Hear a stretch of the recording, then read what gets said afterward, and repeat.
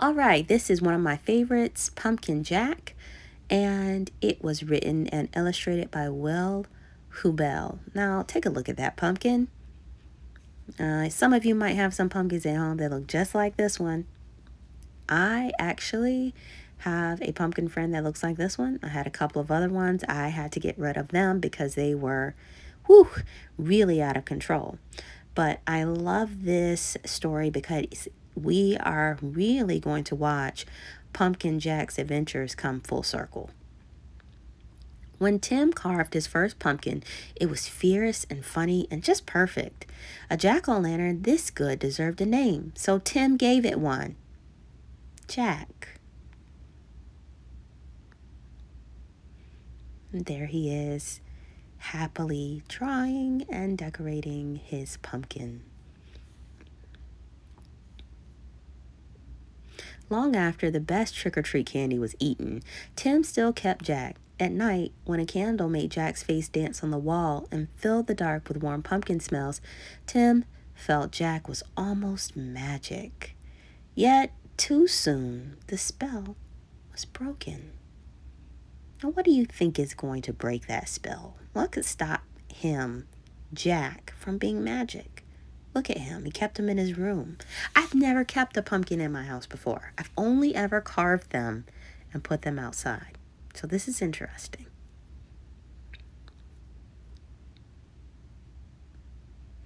This pumpkin is beginning to rot, announced Mom. It's time to throw it out.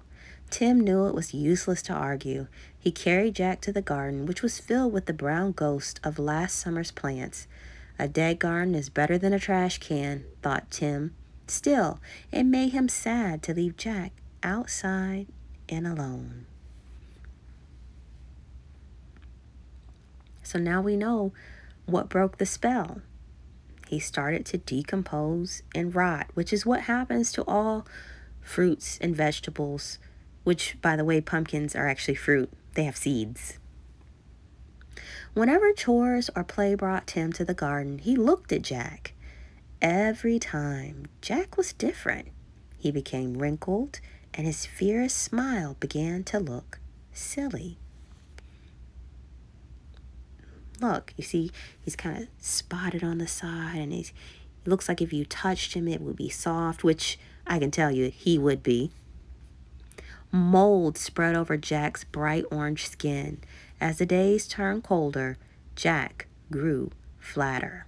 Now, I talked to all of you about mold. Molds can also develop on library books, which is why we don't have food around them. But you see that white fuzzy stuff on the side of Jack? That is mold, and mold is a type of fungus that helps decompose plants and animals. Winter began. Soon Jack was hidden beneath snow, and Tim forgot about him. The cold, heavy jacket days came, snowmen and sliding days, indoor days, Thanksgiving, Christmas, and Valentine's.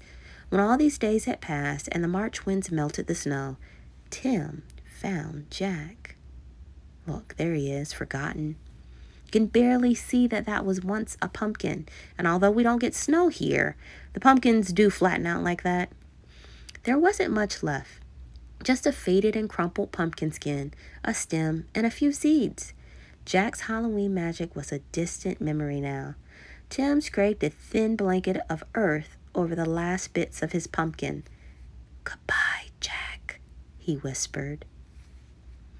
So this is all that's left of Jack. Right there.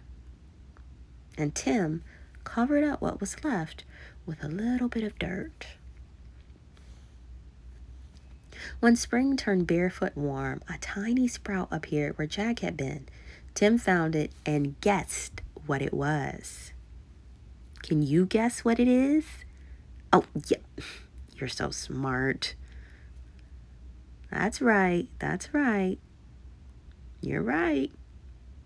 Now he's watering it because plants need water to grow. In the days that followed, Tim weeded and watered and watched the sprout. Slowly and steadily, the plant changed and grew. It branched and spread a web of vines over the ground, but no pumpkins appeared. Let me tell you, pumpkins take a really long time to mature. So that means turn into a pumpkin. We're talking at least 180 days. So first you get these beautiful flowers. And again, we go back to a pumpkin is a fruit. Those flowers are what turns into the pumpkins. The days turned hot. Flowers opened on the plant each morning, yellow stars that twisted shut forever in the afternoon. Still, there were no pumpkins. And that is what pumpkin vines look like. The flowers are absolutely magnificent. And those flowers are what will eventually turn into the pumpkin.